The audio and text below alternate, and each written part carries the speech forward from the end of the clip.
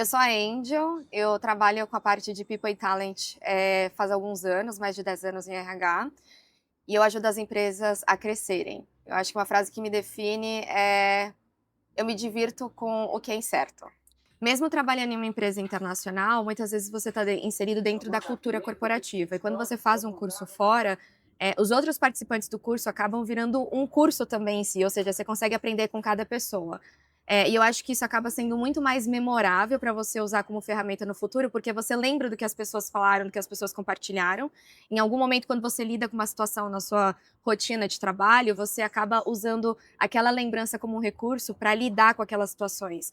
Então, acho que diferente de um livro ou do MBA, mas você ter essa experiência de imersão executiva internacional, esse fator memória que você atrela ao curso, a vivência com as pessoas, isso acaba ficando muito mais impregnado para você usar no futuro como uma ferramenta para lidar com outras situações. Então, essa é a minha visão. Acaba sendo muito mais profundo a sua lembrança e a sua habilidade de usar aquelas ferramentas aprendidas como recurso. Eu acredito que um ponto que mudou que eu não esperava é a parte de confiança. E não a confiança no sentido de autoestima, mas a confiança na tomada de decisão e confiança em ter as ferramentas e os recursos certos para usar em determinados momentos. Isso eu não esperava que ia mudar tanto, porque a partir do momento que você tem mais confiança, porque você tem mais recurso, você se posiciona melhor numa reunião, você acaba atuando em determinados problemas com uma abordagem muito mais estratégica. E isso parte muito do princípio de se você tem ferramentas, você tem recurso, você acaba se sentindo um pouco mais confiante para lidar com certas situações. Uhum. Trabalhar com RH global é interessante porque você entende que diferentes culturas têm uma abordagem diferente para determinados temas. E tem uma abordagem específica da cultura norte-americana que eu gosto bastante, eles usam alguns pilares na comunicação, que é o pilar do pragmatismo, transparência e respeito. Então, normalmente, a cultura norte-americana, ela vai comunicar de uma maneira pragmática, transparente e com muito respeito.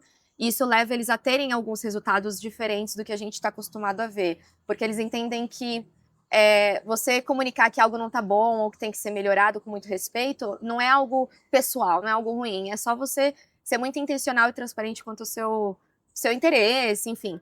E a forma até que eles dão feedback acaba sendo muito transparente também. Então, eu vejo que todo o alinhamento deles de comunicação usa muito desses 3 pilares, que eu repito, é a parte de transparência, pragmatismo e respeito.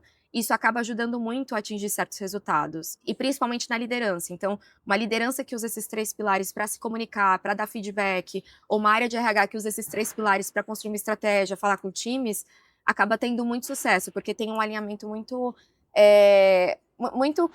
tem muita clareza no alinhamento do que a gente precisa conquistar. E tá próximo da cultura norte-americana, acho que acabou aflorando muito essa visão que eu tinha e realmente conseguindo tangibilizar e identificar quais são os pilares que eles usam na comunicação para justamente ter uma forma de liderança muito mais efetiva. As startups, elas crescem muito rápido e eu normalmente faço uma comparação com uma criança, né? Então, uma startup é como se fosse uma criança saindo do primeiro ano para o terceiro ano de vida. Muda muito. Diferente de um adulto saindo do 30 anos para 33 anos, não muda tanto. Mas uma startup saindo do primeiro para o segundo para o terceiro ano, a evolução, a rapidez que as coisas mudam é realmente impressionante. Então, não tem RH individual que consiga fazer um planejamento de longo prazo. Então a gente olha muito para quem está do nosso lado nesse momento, qual é a liderança, quais são as pessoas que estão com a gente. E a startup em alto crescimento, em crescimento acelerado, ela acaba sendo um organismo muito, muito vivo. Então, a gente sempre tem que estar observando se o time que a gente tem naquele momento, a liderança, realmente está de acordo com o que a gente precisa atingir. Então, eu diria que uma startup em alto crescimento, ela acaba provocando na gente uma constante observação se o time que a gente tem ali presente é o time que vai prosperar naquele momento, porque é muito complicado fazer um plano de longo prazo, sabendo que em um ano a empresa vai mudar e no segundo ano também. Muitas vezes a gente tem profissionais que prosperam bastante na primeira fase da startup, mas que eles não se identificam muito com a segunda fase da startup. Então eu acho que ter essa observação em parceria com a liderança é muito importante e é justamente o que leva uma startup em crescimento acelerado a ter sucesso. Para um profissional que está pensando se vale a pena investir em uma imersão internacional, eu faria a pergunta contrária: quanto vale investir em você mesmo?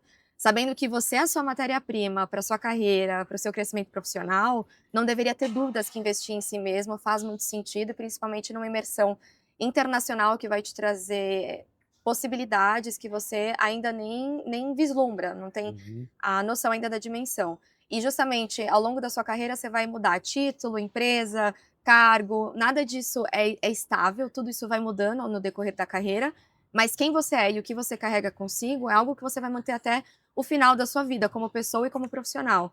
Por isso que a minha pergunta sempre vai ser, quando alguém tem dúvida de investir, numa imersão internacional ou numa educação executiva, quanto vale investir em você mesmo sabendo que você é a sua principal matéria-prima? Eu acho que essa resposta não deveria ter limite, pensando no longo prazo.